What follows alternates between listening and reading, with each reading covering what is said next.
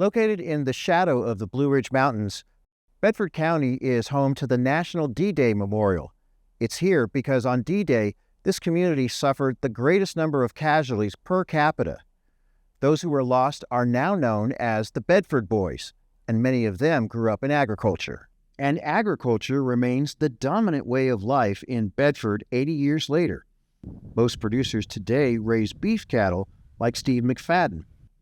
His 480-acre farm has been in the family since 1792. He says Bedford's geography is well suited to raising livestock. We've got woods, we've got fields, we've got pastures, we've got some of the best hay fields here in the county. And it's just, there's always been animals on the farm. Bedford is located between Roanoke and Lynchburg, two fast-growing communities. The county also has tourists who visit Smith Mountain Lake in the southern end of Bedford County. Farmers here have had to adapt. We're kind of always fighting the challenges that come along with having the tourism from the lake and then the sprawl from those city areas. But agriculture has always been here. I think agriculture will always be here and will continue to be the largest industry in the county. It gets windy in Bedford County with its proximity to the Blue Ridge Mountains, but that actually helps prevent frost as the season turns from winter to spring. W.P. Johnson farms full-time and works another job. He's lived in Bedford all his life and raises grain crops as well as cattle. We're a heavy red clay. Brick plant is here in the county as well, right on the edge of it actually. So we're used to red clays, hard bricks. We do a lot of small grains. That's primarily across the county. Wheat and barley and oats seem to be the big thing. Another big thing in the county is the direct sales trend that has become popular with beef producers. Melody and John Divers operate Chapel Creek Farm and say retail sales are an important part of their bottom line. We sell direct to consumer on cattle, and we still finish out stockers too that we ship straight to feedlots. Currently we're running somewhere around 300 brood cows. Total head together, we have some roughly 900 head, counting our fats, bred heifers, and new crop of calves coming on.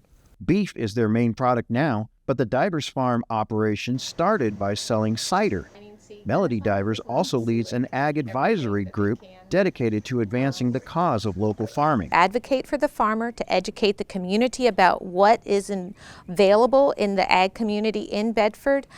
We have board of supervisors that attend, we have economics department, so it's really the whole gamut of everyone invested in ag. Bedford County has 183,200 acres in farmland, according to the 2022 Census of Agriculture. The county is ranked number 1 in terms of hay, with 41,060 acres.